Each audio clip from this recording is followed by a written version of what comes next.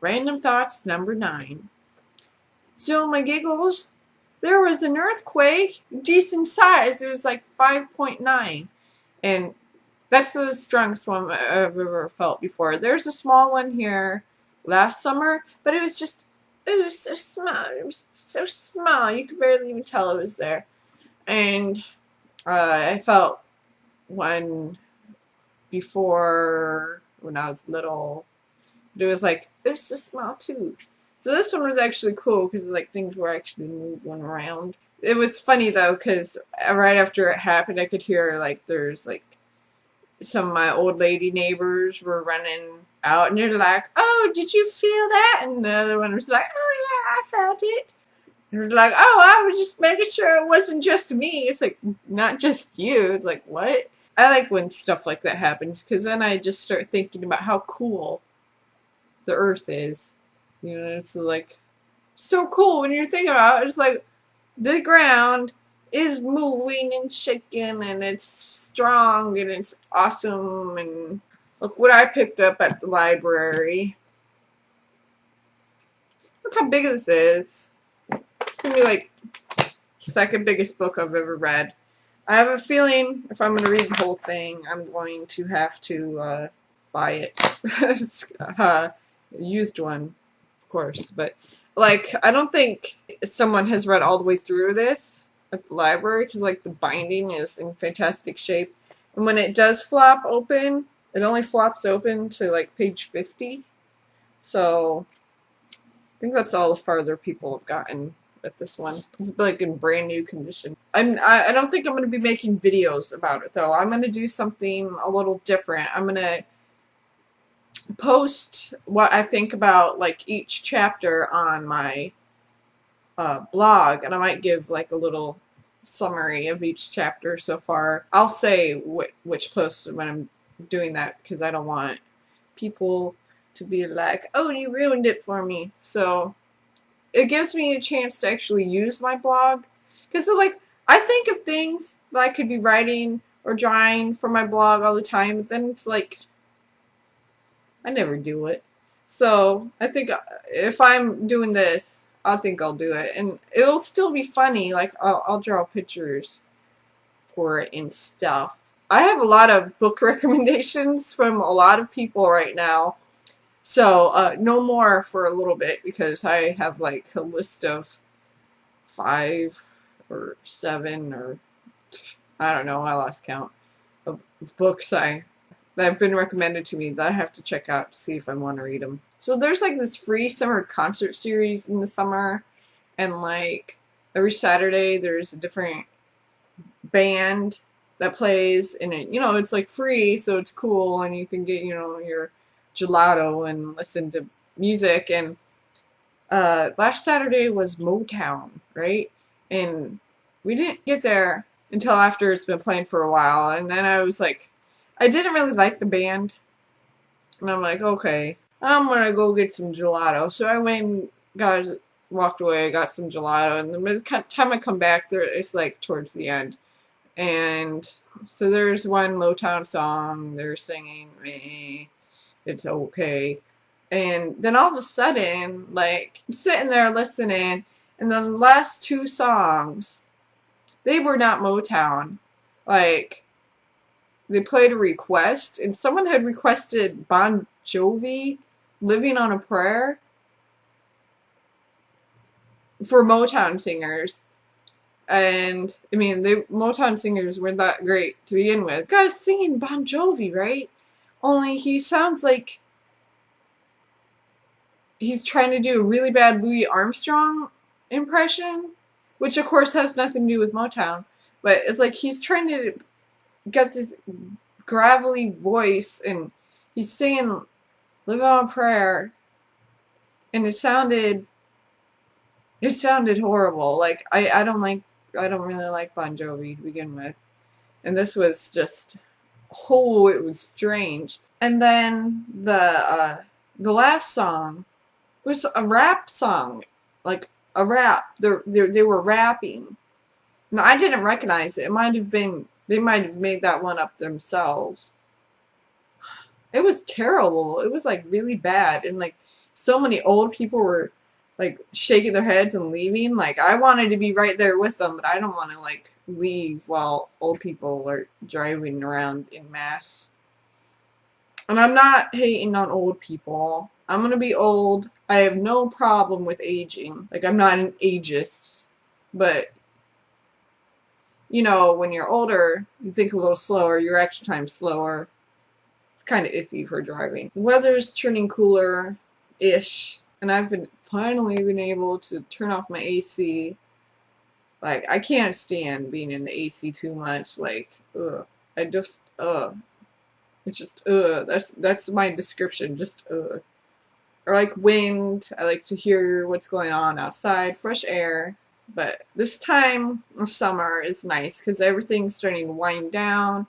You can kind of feel that fall's coming, but it's still hot enough that you can go around in shorts, you know, tank tops, go swimming. But you can also kind of feel that fall's coming. Okay, with the amnesia vids, if you don't watch my amnesia vids, like, they're kind of funny. And they're only getting better.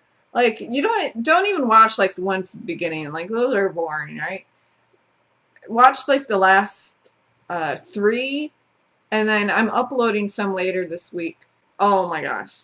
I don't want to ruin it too much, but let me just say that you should keep that volume down while watching. It's so scary. And when I'm done with the amnesia, I'm going to go back and finish Penumbra Overture, and then I'll play Penumbra Black Plague. Yeah, it's a whole lot of fun doing scary videos and commenting. The problem is, well, it's freaking terrifying too. I like scary stuff, but you know, it's not the boo factor. It's not the or pop up and scary factor. It's the suspense. Like suspense movies get me too. I'm just like so tense. And that's how I feel when I'm playing this game. This is like my face the whole time. That's how it is when I play Amnesia. I haven't seen Conan yet. I'm going to see Conan. This is really bad of me. I have the Conan the Barbarian book, but I haven't read it.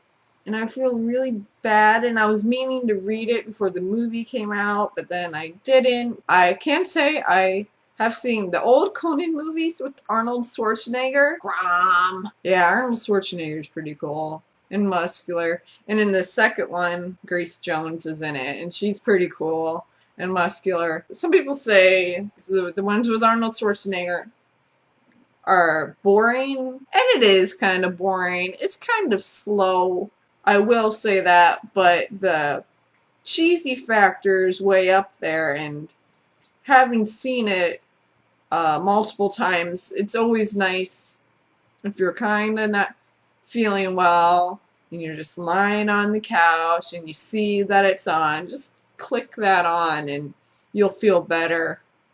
That and Little House on the Prairie. I really like Little House on the Prairie. Like, love the series of books. Love them, love them, love them. I like the TV show. The first season, that's along with the pilot, which is like a movie. It was like a movie pilot. The first season's the only thing that's kind of close to the series. The rest of it, it's freaking crazy. Michael Landon, man. Michael Landon. Huh. He had a swagger on him, didn't he? Michael Landon's short. Like, he doesn't come off as short, but he's short, so he would have lifts in his shoe.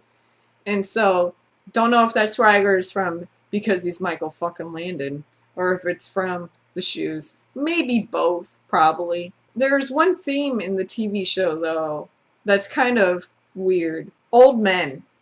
Yes, creepy old men that Laura just seems to attract and befriend. And it's kind of, like, scary. There's one episode where she runs away, and she runs up and she's going on top of the mountain so she can get closer to God so he'll hear her prayers. And then all of a sudden there's, like, this guy, right? I forget his name right now. And he's, like, on the mountain. And he's, like, old, and he's scraggly, and he says he talks to God all the time. First warning sign, but he's, like, kind of taking care of her up there while Michael Landon and Mr. Edwards look for her. But like he takes her down to the stream to clean up before like breakfast or something, I don't know. And he tells her to clean behind her ears. So she's like cleaning behind her ears, right? And he's just going, yes, rub them, get them good, rub them. Oh, keep rubbing them ears and stuff. And it's like, what are you doing? Are you being so creepy? And, you know, she doesn't know any better. She's going, you know, and she's cleaning her ears. And he's like, so that's weird. And there's another one where this guy is a hermit and he's kind of volatile.